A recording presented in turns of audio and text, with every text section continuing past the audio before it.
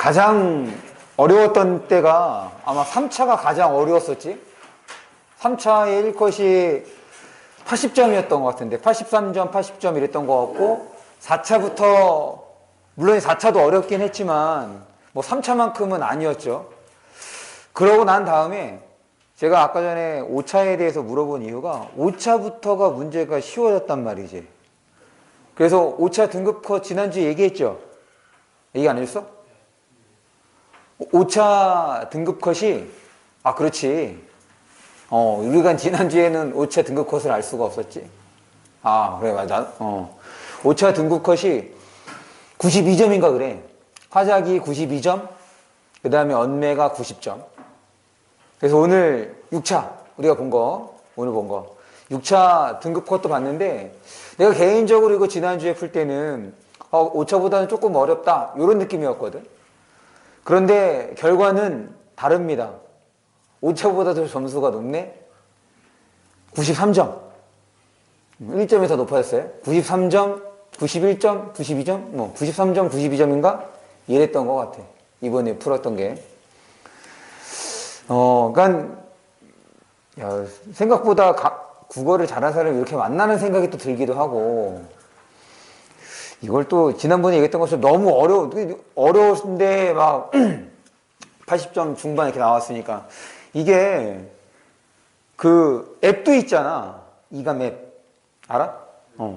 그게 거기다가 입력하는 게 반영이 되는 건가라는 생각이 들기도 하고, 그거 입력하는 애들이 정말 다 시간을 지키면서 입력을 하는 것인지 점수 올려서 그런 마냥 그렇게 하는 거. 그것도 이제 의심스럽고. 왜냐면 지금은 이제 예전에야 이런 모의고사들을 소수만 좀 봤는데 요새는 웬만한 데 좀 관심 있는 데는 다 이거를 보고 있는데 그렇게까지 점수가 높게 나올 리는 없을 것 같거든. 이게 막 다른 모의고사 푸는 것 마냥 되게 쉽지만은 않잖아. 그래서 한편으로는 그런 생각이 자꾸 들기도 합니다. 어쨌든 지난주 결과보다 이번 주 결과가 조금 더 쉬웠다는 것을 보여준다는 사실을 언급을 하면서 지문을 보겠는데, 일단 첫 번째 지문이 가장 쉬웠죠. 여태까지 풀었던 지문 중에서 이 첫 번째 지문이 가장 쉽지 않았나 생각이 들고, 그래서 첫 번째 지문에 대해서 특별한 언급 없이 두 번째 지문으로 넘어갑니다. 두 번째 지문은 그러니까 4번에서 9번 지문이에요. 지금 이감에서 많이 보여주는 패턴이기도 한 것 같아. 무슨 말이냐면 가에서는 개념 설명 중심이죠. 지금 가에서는 1문단에서 빅데이터와 관련하여서 개인정보, 그리고 개인정보의 종류들, 직접 식별정보, 간접 식별정보, 가명정보, 그리고 이 가명정보랑 같이 처리해야 되는 정보가 추가정보죠. 그렇게 해서 지금 1문단 봐주시면 되겠고, 그러고 난 다음에 이제 2문단은 개인정보 처리, 법령과 관련해서 개인정보 처리를 어떻게 해야 되는지를 얘기를 한 거야. 그리고 3문단은 개정이, 그러니까 2문단 가운데 부분에서 개정이 되었긴 했지만 그래도 여전히 민감정보에 대해서는 좀 제재가 있다는 거. 그래서 결국에는 이 가는 개념 제시, 법령과 관련된 개념 제시 정도로 처리가 될 것 같아. 그러고 난 다음에 나글을 보면 나글에서는 지금 1문단 끝을 보시면 얼굴 익명화 기술이 나오죠. 그럼 얼굴 익명화 기술은 이제 가에서 설명했던 어떤 정보와 관련되는 거야? 그렇지, 가명정보. 첫 번째야. 지금 앞부분에서 개념 제시가 이루어졌단 말이야. 그러면 뒷부분에서, 즉 나의 글을 볼 때 앞에서 설명했던 개념과 어떻게 짝을 지어줄 수 있느냐야. 지금 주제통합적 읽기는 그런 것들을 요구하는 거잖아. 사실은 이거는 주제통합적 읽기만 요구되는 것이 아니라 우리가 이제 예전 기억을 좀 떠올려 보면 예전에 가나가 아니긴 했지만 한 편의 글이었을 때도 마찬가지였잖아. 특히 문제를 풀 때도 선택지에 개념이 나오면 꼭 개념 돌아가서 확인하기로 했었던 거. 그러니까 지문을 볼 때도 마찬가지라는 거지.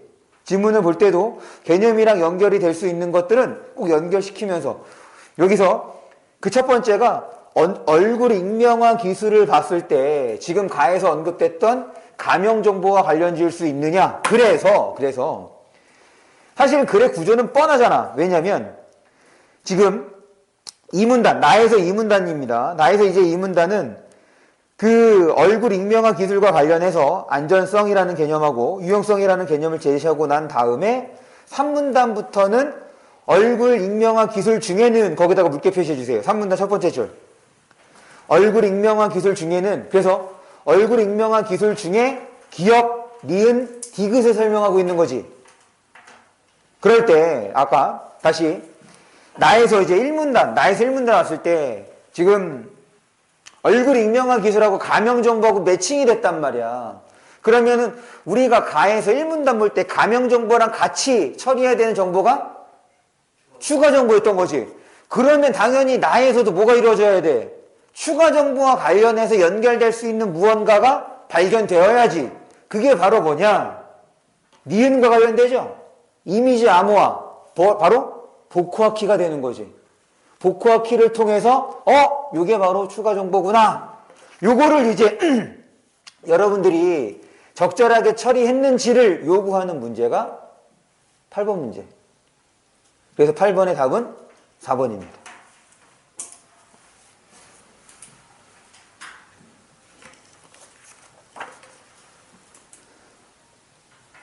계속해서 그래서 지금 거기 나에서 3문단이에요. 얼굴 익명화 기술 해서 이제 기역, 니은, 디귿을 얘기하는데 각 기술에 장단점이 있죠. 그렇게 해서 내용을 정리해 주면 됩니다. 넘어갑니다. 그래 넘어가기 전에 6번 문제도 한번 볼까?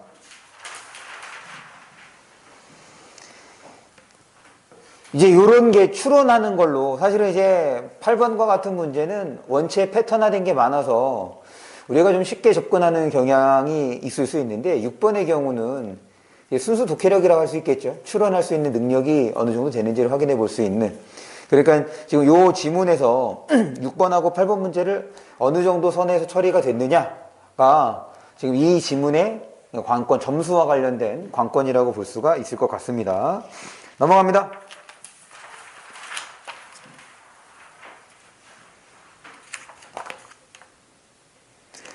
제가 생각할 때는 요 두 번째 지문, 10번에서 13번, 아니 세 번째 지문이죠. 10번에서 13번 지문이 지금 이제 이번 회차 독서, 비문학 지문 중에서 가장 좀 어렵지 않았나 생각을 하고, 이게 또 그 논리 지문의 성격을 띠고 있죠.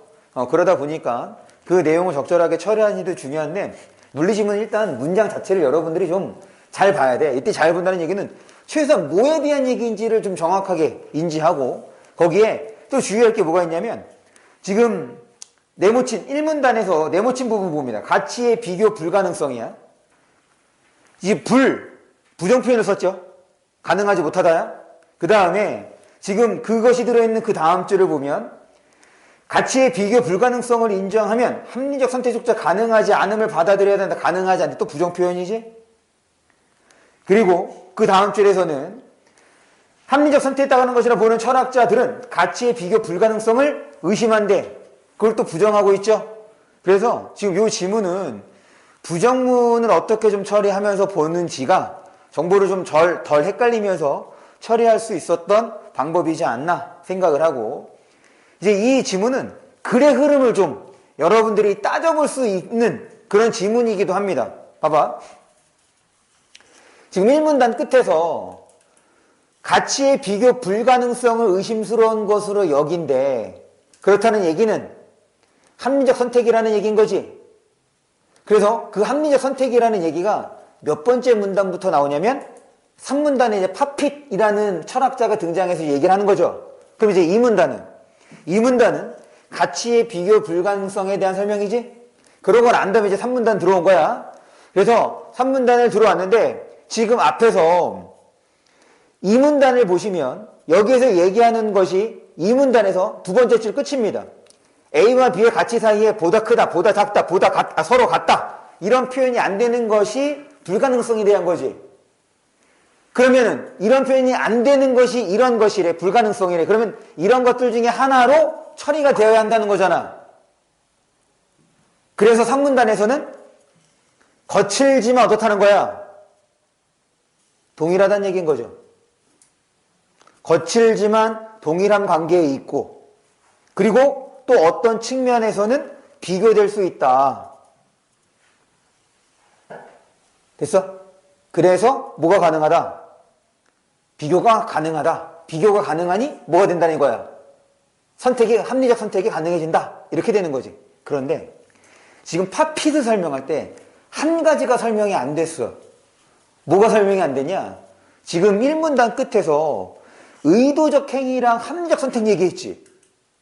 그런데 팝핏이 얘기하는 거 보면 의도적인 행위에 대한 언급이 있냐 없냐? 팝핏이 얘기한 거 보면 의도적 행위에 대한 언급이 있어 없어? 없어.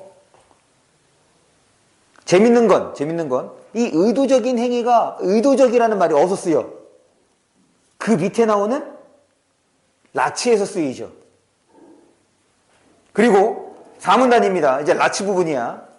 라치 앞부분을 보면 이와 달리라고 얘기를 했어. 이제 흐름을 보자. 지금 1문단에서는 합리적 선택은 불가능하다는 얘기인 거지. 왜? 가치의 비교 불가능성 때문에 합리적 선택은 불가능하다 얘기한 거야. 그래서 여기에 반대하는 것이 팝핏이었어. 그 다음에 이제 4문단에 이와 달리야. 그러면 팝핏하고 다른 거죠. 그럼 뭐에 가까울 수 있는 거니? 지금 합리적 선택할 수 없다. 선택이 아니다. 어렵다. 이거와 관련된다고 생각하면서 지금 4문단을 봐야 되는 거지. 그랬더니 딱 첫 번째 줄, 4문단 첫 번째 줄이에요. 가치의 비교 불가능성이 실제로 존재할 뿐 아니라 그러니까 지금 팝핏하고 반대잖아. 팝핏하고 반대가 됐으니 지금 1문단에 얘기했던 거지. 뿐 아니라 그것의 존재가 우리의 일상적인 선택과 의지를 이해하는 데 지금 여기에 의지라는 단어가 처음 나왔죠? 그리고 이 의지는 뭐랑 연결될 수 있어야 돼? 의도라는 말하고 연결될 수 있어야 하는 거지. 그거를 이제 생각을 해주는 거. 그럴 때 이제 4문단 가운데 부분은 우정과 이제 돈의 관계를 통해서 뭘 설명하고 있는 거야? 앞에서 얘기했던 합리적 선택을 끌어왔죠. 선택은 아니야. 그런데 어떤 것을 선택하든 뭐라 돼? 어떤 것을 선택하든 합리적이라는 얘기를 하지. 왜? 어떤 것을 선택하든 그와 관련된 그 이유는 바로 이성의 작용을 거치는 합리적인 거라고 얘기를 하고 있으니. 됐어? 그런데 아직 선택이 나왔어 안 나왔어? 지금 이제 라치를 정리하면 어떤 것이든 뭐 하는 거야? 합리적이라는 거지. 어떤 것이든 합리적인 거야. 아직 선택이 안 나왔어. 선택은 이제 그 4문단, 그러니까 왼쪽 짐은 마지막 줄하고 오른쪽 짐은 첫 번째 줄이 연결되는 거죠. 뭐가 나와? 의지는 단순한 소망에 따라서 하나를 선택한다가 되어 있지. 그럼 선택은 뭐와 관련되는 거야? 이성과 관련되는 것이 아니라 의지와 관련이 있는 거지. 지금 앞에서 팝핏은 선택은 이성적인 거랑 얘기했단 말이야. 그래서 합리적인 게 되는 거거든. 그런데 라치는 이미 이유 자체가 합리적. 하지만 선택은 의지에 따라. 그래서 다만 차이가 있다면 오른쪽 지문의 세 번째 줄입니다. 선택된 것이 가치가 더 높아지는 것은 아니다. 가치는 똑같지만 의지에 따라서 선택한다. 그래서 거기에서 위에서 네 번째 줄 끝입니다. 가치의 비교 불가능성은 정당화된 합리적 선택과 충돌할 필요가 없는 셈이다. 그러니 지금 라치의 입장에서는 합리적 선택도 가능하고 그 다음에 비교 불가능성인 것도 맞다는 얘기를 펼치고 있네. 나름의 뭐가 되는 거야? 절충이라고 볼 수 있겠죠. 됐습니까? 그렇게 해서 지금 이 글의 흐름을 잡아주시면 되겠습니다. 그 다음에는 특별한 거는 없네요. 그 다음에 14번에서 17번. 마지막 질문이에요. 지금 얘는 1문단에 다 얘기가 되어 있어. 무슨 말이냐면 어디를 보느냐. 하나, 둘, 셋, 1문단에서 세 번째 줄입니다. 1문단에서 세 번째 줄. 거기 읽어볼게요. 입체파와 미래파 등의 사조를 거치면서 대상을 재현하는 구상회화가 태조하는 시기였으나, 그럼 어떻게 되는 거야? 대상을 재현하는 구상회화지. 지금 그 글에 따르면 구상회화에서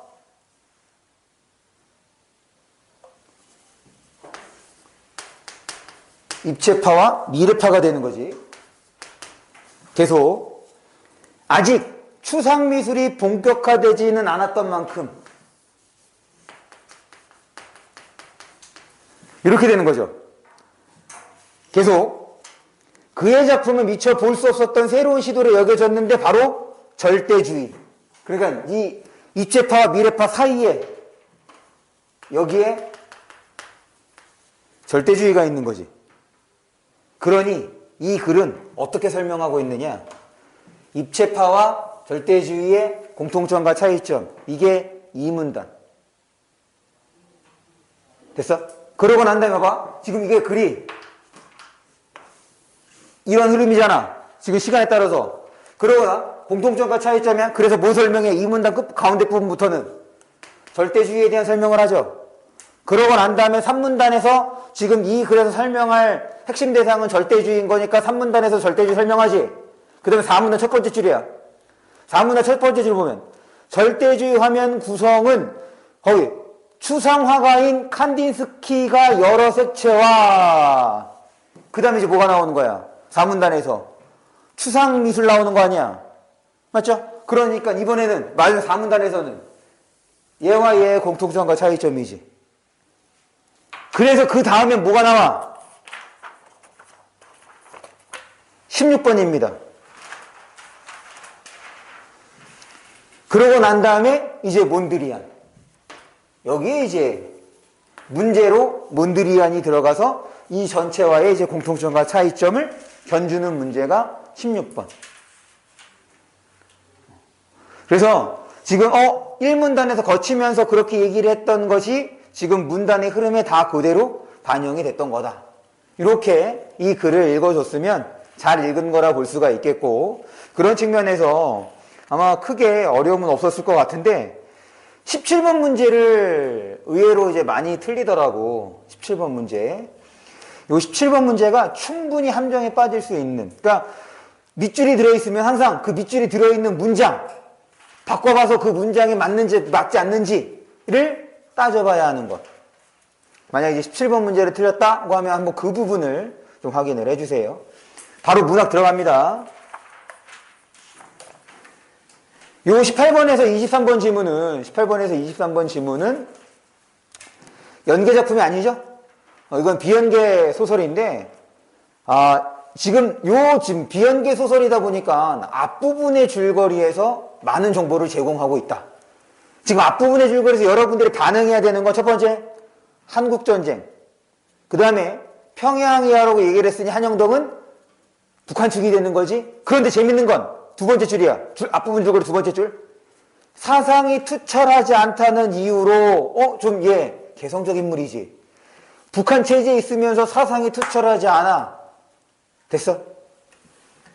그래서 그런 이 한영덕이라는 캐릭터를 보여주는 것이 바로 중략 앞에서의 사건이죠.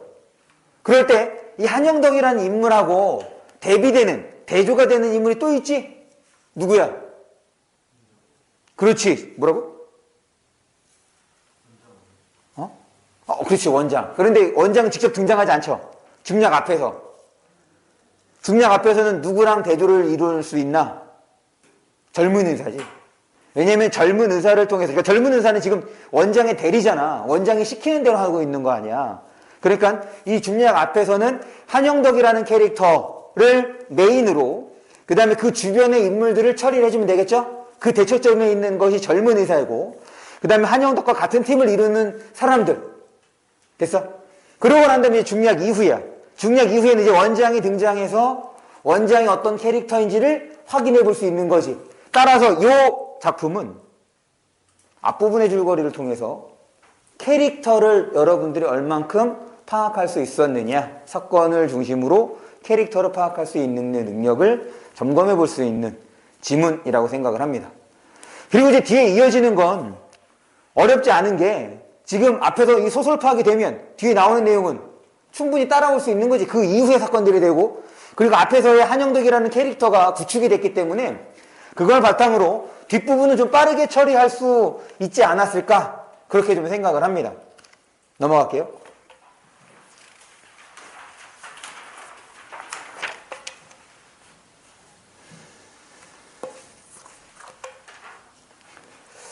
그 다음 고전시가를 볼게요. 고전시가에서는 뭐 간은 안 봐도 되겠지? 시조니까. 나를 보는데, 나에서 첫 번째 줄 거기다 웃게 표시해줘. 세상 사람들아 이내 거동 구경하소. 보통 여러분들 나 좀 어떠냐고 하면 보통 시가에서, 시조에서 뭘 드러내는 방식이야? 자부심, 긍정적인 걸 드러내는 방식이었던 거잖아. 그런데 이 작품에서는 긍정적인 모습이 아니지. 긍정적일 수도 있어. 긍정적일 수도 있어. 그런데 이제 최종적으로는 사실 그래서 얘는 어떤 느낌을 줄 수 있냐면, 좀 나 억울해, 나 좀 봐줘야. 나 억울해, 나 좀 봐줘. 왜 그럴까? 그거를 알려주는 게 바로 어디냐면, 기억에서 두 줄 내려옵니다. 기억에서 두 줄 내려오면 거기다가 물개 표시해 주세요. 이전으로 보게 되면 빛나고 옳지만, 이전으로 봤을 때는 내가 한 행위가 긍정적인 거지. 그런데 그 다음 줄이야. 이 세상에서 남다른 노릇이라. 그러니까 대부분의 사람들은 나처럼 행동하지 않는다는 거지. 그래서 상소 올린 결과가 뭐였어? 상소 올린 결과가 유배. 그런데 처음부터 유배를 예상한 거야? 아니야. 처음엔 삭탈관직 잘린 거예요. 그래서 이제 집에 내려가고 있었어. 그랬더니 웬걸 유배도 가래. 그래서 놀란 거죠. 예상하지 못했던 유배 때문에 놀란 거. 그 다음입니다. 중략 다음에서는 이제 유배 이후의 내용이 될 테니까 어떤 부분이 여러분들이 좀 해석할 때 좀 주의가 필요했냐면 비구간이야. 비구간. 비구간에서 두 번째 줄. 나도 이럴망정 고향이 있었던가. 지금 앞뒤 문맥 다 빼놓고 나도 이럴망정 고향이 있었던가, 이거 해석하면 어떻게 해석해야 돼? 나 고향이 있다는 얘기야, 고향이 없다는 얘기야? 앞뒤 문맥 빼놓고 딱 그 문장만 보면 나 고향 있다는 거야, 없다는 거야? 고향 없다죠. 그게 서리적 표현으로 해석할 때 우리가 접근하는 방식이었잖아. 맞아? 그런데 지금 거기에서는 비구간에서 두 줄 위로 올라가면 가신이 나옵니다. 가신 찾았어? 가신의 뜻이 뭐래? 그렇지. 집에서 편지 온 거지. 집은 이제 고향이 되는 거고. 그랬더니 지금 그 고향에서, 집에서 온 편지를 받고 미친놈이 된 것처럼 기뻤다는 얘기인 거죠. 그러니까 나도 이럴망정 고향이 있었던 거는 얘기는, 나도 고향이 있었지, 이렇게 해석이 되는 거지.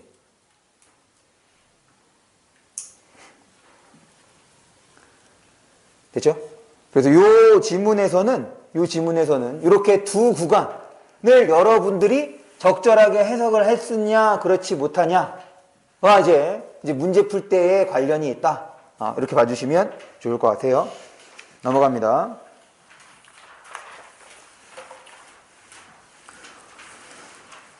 고전소설은 별로 안 어려웠을 것 같아. 왜냐? 유충렬 전이기도 하고, 그런데 여기 나오는 장면이 영웅소설에서 나오는 흔한 장면이죠. 우리가 이미 전형적으로 알고 있는 조력자. 그 다음에 다 갖춰졌어. 그 장면인 거잖아.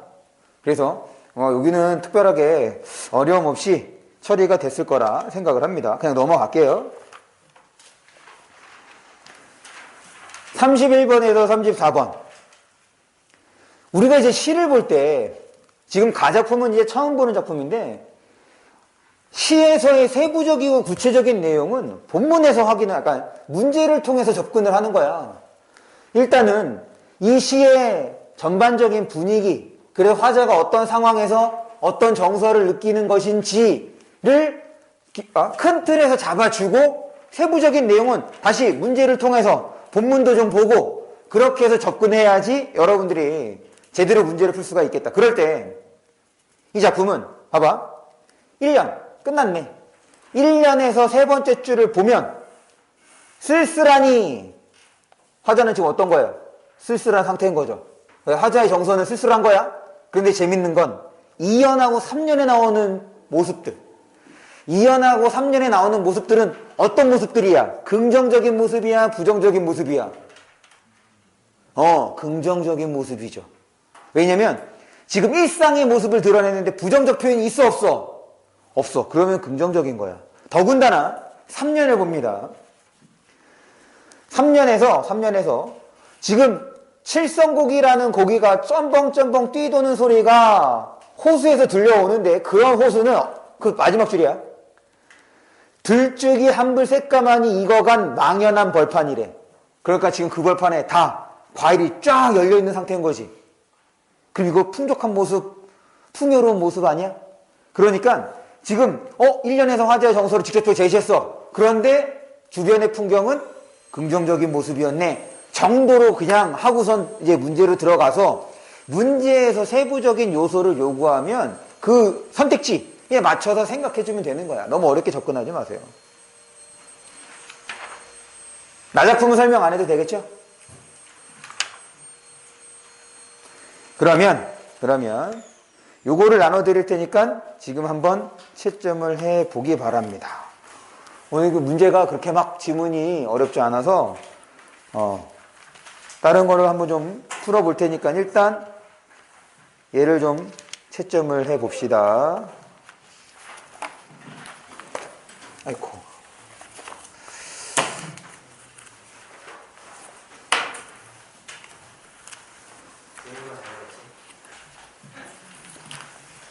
뒤로 전달해 주세요.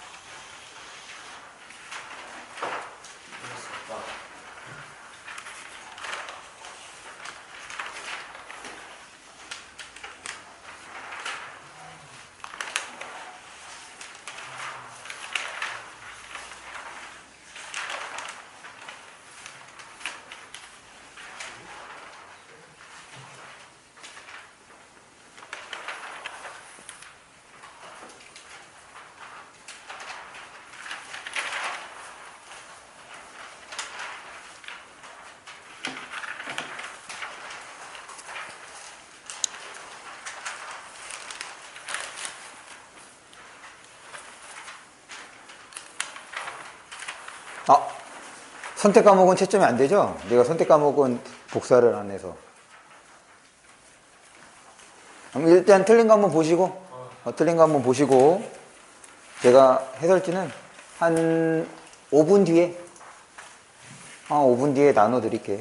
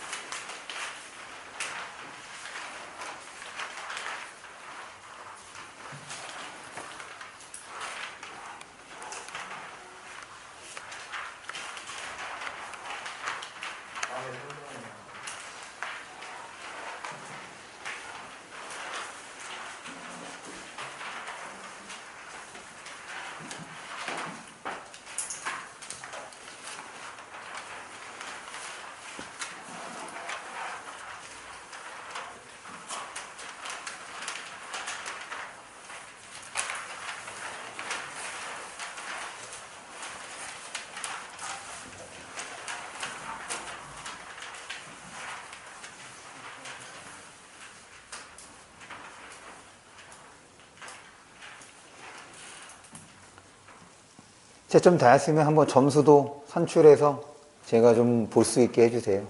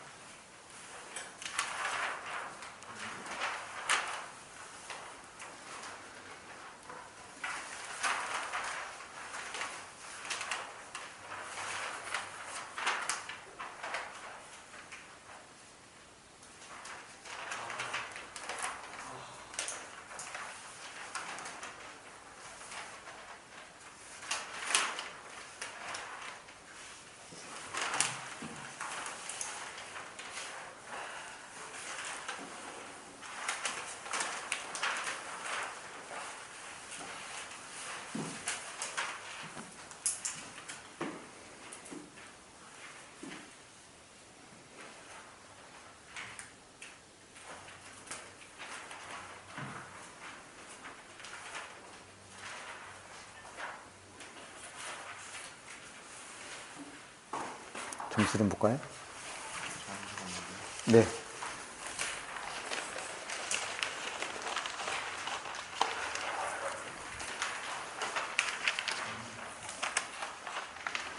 봤습니다.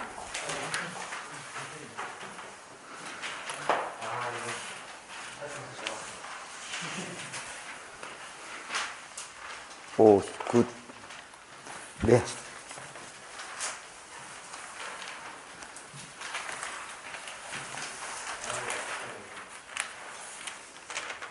점수가 89.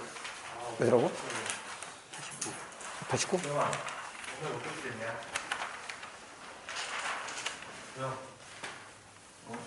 점수. 네.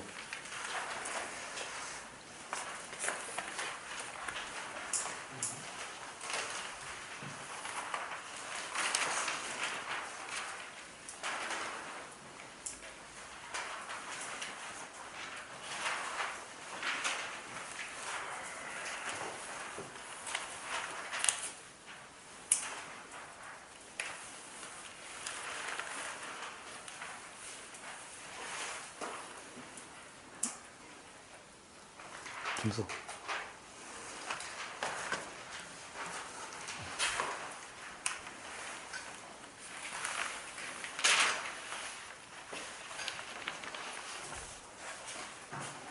점수.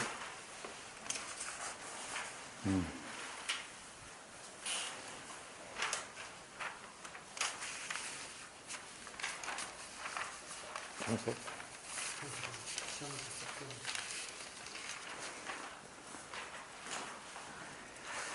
질문 받겠습니다.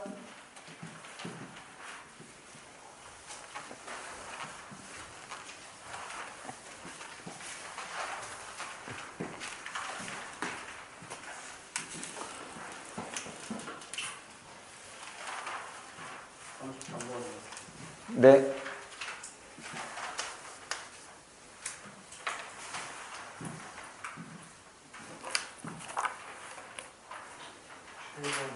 칠 번.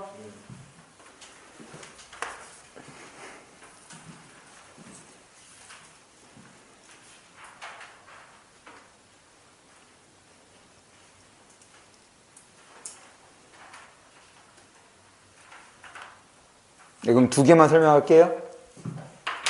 그럼 7번부터.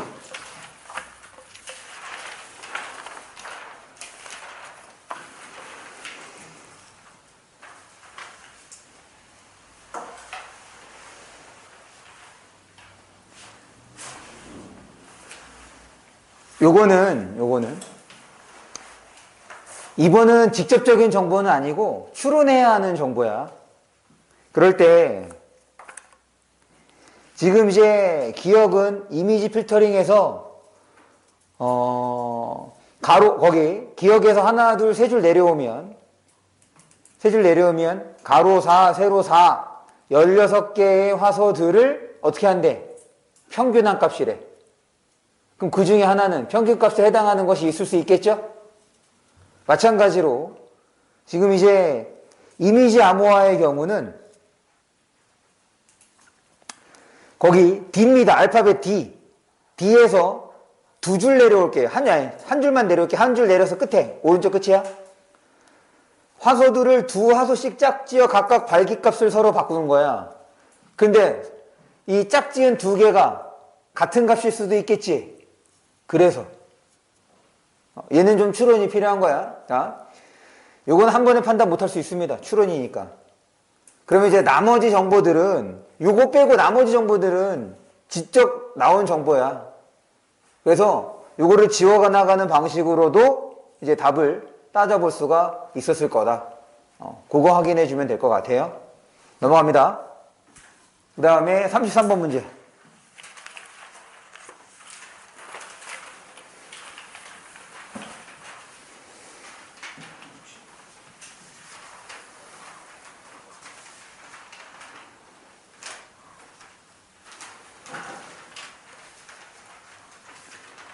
요거는 이제 작품의 해석하고도 좀 관련이 있는 건데, 일단 4번 선택지에서의 지금 D 구간을 보시면 자정 넘으면 낯설음도 뼈아픔도 다 설원. 그래서 이때 설원은 눈 덮인 풍경을 말하는 거지. 그래서 여기 이때의 눈은 어떤 거냐면, 그러니까 이건 이제 작품의 분위기와 관련이 있어. 요거는 34번하고도 좀 볼게요. 34번을 보면 나에 대한 설명이 나오죠. 이거는 이제 여러분들이 문제를 풀 때 한번 생각을 해봐. 무슨 말이냐면 지금 제가 이제 여러분들에게 강조한 방식은 먼저 본문 보고 순서대로 이제 문제를 풀어나가는 방식이잖아. 그래서 33번하고 34번을 이제 문제를 푸는 거야. 그럴 때 33번의 경우는 작품의 세부적인 감상 혹은 해석을 요구하는 거죠. 근데 이게 맞을 수도 있고 틀릴 수도 있어. 무슨 말이냐면 지금 거기에서 이제 문제가 될 만한 것이 해석상으로 본다면 아마 4번하고 5번 이런 것들이 좀 해석이 조금 어려울 수 있을 것도 같고 3번에서 보면 예민해진 감각 이것도 지금 어떻게 보는지에 따라서 좀 다를 수 있을 것 같아. 그런데 34번에서 이 나에 대한 설명을 보면 화자가 결국 그런 자기랑 비슷한 상황에 처해 있는 사람들에 대해서 어떤 시선을 보내는 거냐면 연민의 시선을 보이는 거지. 서정적인 위로를 건넨다고 얘기가 됐단 말이야.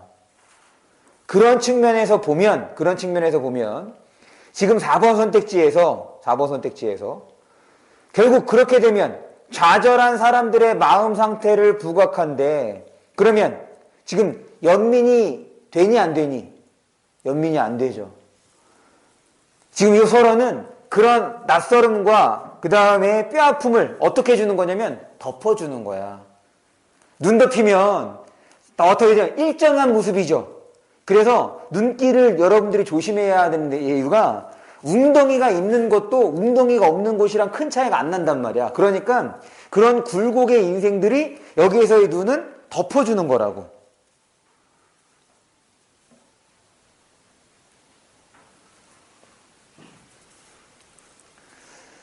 그렇게 그러니까 아마 33번을 이제 뭐 4번하고 다른 선택지 혹은 이렇게 놓고 고민했다면 지금 34번 문제를 통해서 다시 한번 지금 고민했던 선택지들은 물론 이제 31번과 같은 거는 고민하면은 뭐 고민해도 34번으로 해결할 수 있는 부분은 없잖아.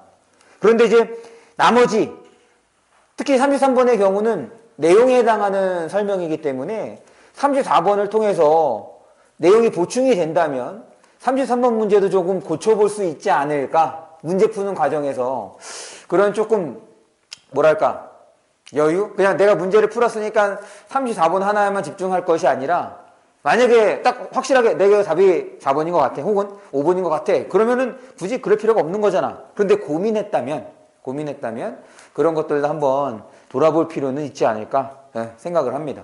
어쨌든 4번은 좀 그렇게 해석을 해주시는 거고 3번을 좀 보면 거기 이제 예민해지는 것도 보통 우리가 예민해지는 거는 부정적 상황에서 쓰는 거긴 하지. 그런데 지금 딱 C 구간을 보면 생각해봐.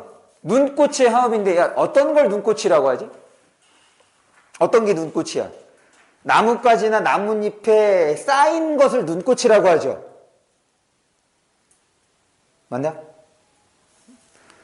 지금 이제 눈이 막 내리면 나무에 쌓일 거 아니야. 그것이 마치 꽃봉오리들과 같은 모습이어서 눈꽃이라고 부르는 거거든. 그러면은 결국에는 눈꽃의 화음에 귀를 기울인다는 얘기는 눈 쌓이는 소리를 듣는다는 얘기인 거지. 근데 생각을 해보면 이 장면에서 대합실 안에서 바깥에서 내리고 있는 눈이 쌓이는 소리를 듣는다? 그럼 엄청나게 그 부분에 집중하고 있다는 거잖아. 지금 그거를 이렇게 좀 표현한 게 아닌가. 이렇게 좀 봐주면 될 것 같아. 혹시 다른 선택지가 있다면, 다른 선택지 궁금한 게 있다면? 네. 그러면 지금 요거 오늘 우리가 푼 거에 대한 설명은 여기에서 좀 마치고, 지금 이번 회차의 그 독서 문제가 그렇게 막 어렵지는 않아서 제가 요거를 준비를 했는데, 여기에 있는 문학 문제는 어렵지 않아요. 여기에 있는 문학 문제는 어렵지 않고, 비문학, 독서 문제가 조금 까다로운데, 까다롭다고 해서 전에 우리가 이강 풀었던 것처럼 막 어려운 건 아닙니다. 그렇게 생각해 주시고 얘를 풀어보는데, 지금 시간상 한 지문에서 많으면 두 지문, 이렇게 두 지문만 풀까요? 이렇게 하면 딱 되겠다. 두 지문, 연속된 두 지문, 1번부터 11번까지 1번부터 11번까지 요거의 시간은 1번부터 11번까지 여기 전체가 내가 한 63분, 62분 정도 걸렸는데 딱 30문제야. 여러분들하고 65분 정도 하면 될 것 같고, 그럴 때 네, 휴대폰 꺼내서 스탑워치를 좀 해주시고, 요게 이제 그 소설이 가나랑 같이 있는 거여서 아마 한 8분 정도 하면 25분 23분 최대 25분 23분 최대 25분 이렇게 생각하고 그 안에 문제를 풀면 여러분들이 푼 시간을 기록해 주시면 돼요. 요 전체 시험지에 대한 그 권장 시간은 65분입니다. 넘겨주시고 전달해 주세요.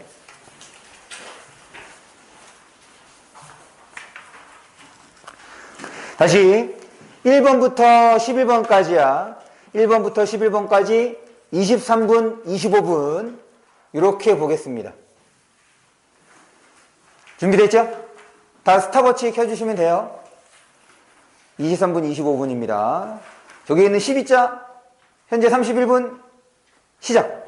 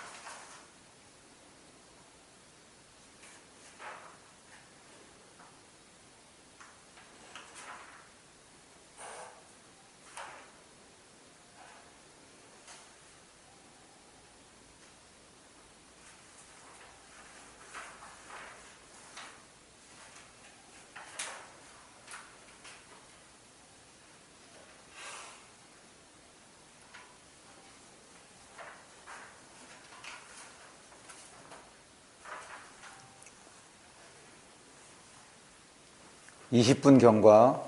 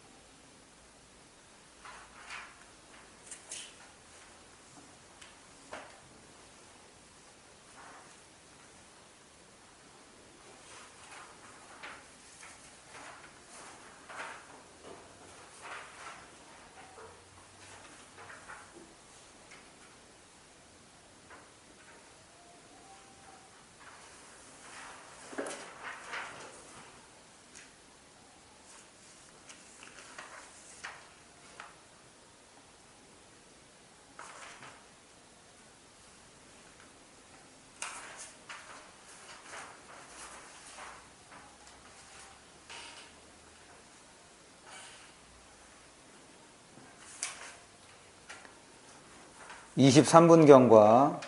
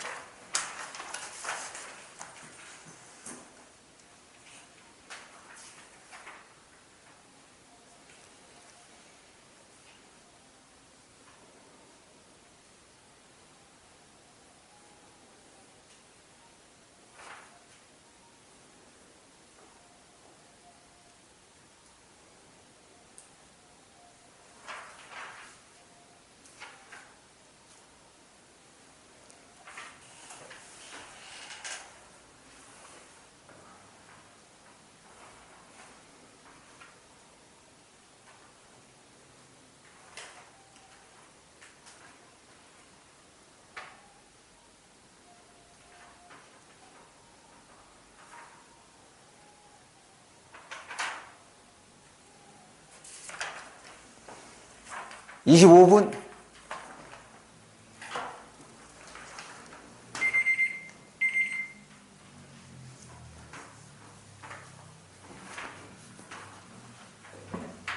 지금 보는 것까지만 볼게요. 25분.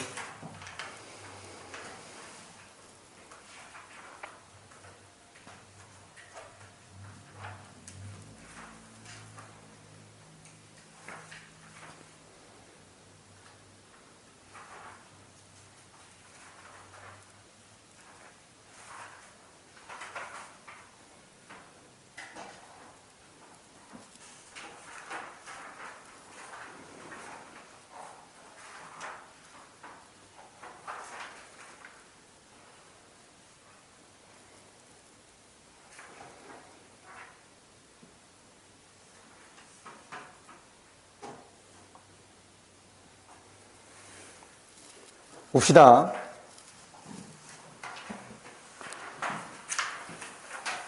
독서 지문을 보면 지금 사실 이 정도 지금 이제 채권하고 물건은 이제 저당권까지 우리 여러 번 봤잖아.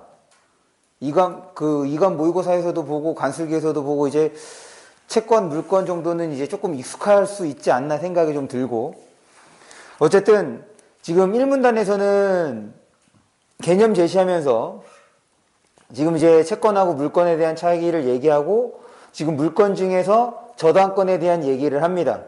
그것이 1, 2, 3문단까지죠. 3문단까지 구체적 사례를 통해서 이제 저당권에 대한 얘기를 하고, 이어서 우리가 법지문의 특성이 뭐였냐면 어떤 한 상황을 파생시키는 거였잖아. 거기에서 여러 가지 양상을 보여주는데 지금 저당권에서도 한 번에 이제, 그러니까 저당권이라는 건 하나를 잡는 건데 범위를 설정해서 잡는 거지. 여러 개를 취급할 수 있고. 그게 이제 4문단에 나오는 근저당권. 그리고 앞에서 지금 3문단에서 제시했던 박씨, 김씨, 여기에 이제 다른 인물을 추가해서 A 구간에서의 상황을 만들어준 거죠. 그래서 이 지문은 지금 딱 가장 어려운 문제가 4번이에요. 4번 문제가 가장 어렵고, 나머지 문제는 그 4번에 도달하기 위한 과정으로서의 어렵지 않은 문제들이라고 생각을 하시면 됩니다. 그럼 계속해서 1, 2, 3, 4문단을 보면 이제 근저당권에 대한 설명을 하는데, 지금 이 근저당권과 관련해서 확정시라는 개념, 그럴 때 이 확정시와 관련되는 게 마지막 문단이지. 마지막 문단에서 첫 번째 문장 봅니다. 근저당권이 확정되어야 배당이 가능한데, 찾았어? 그래서 지금 마지막 문단은 확정에 대한 얘기를 하고 있는 거야. 그래서 신청자랑 구분이 돼야 될 것이 매각대금이 지급되고 난 다음이지.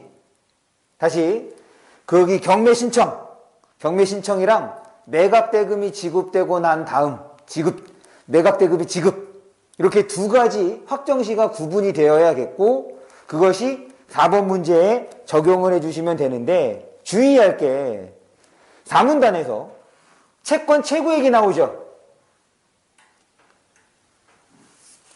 채권 최고액. 그러니까 채권액, 피담보 채권액이랑 채권 최고액을 구분해야지. 그래서 둘 중에 어떤 것만? 작은 것만. 둘 중에 작은 거로 지금 확정이 된다는 것.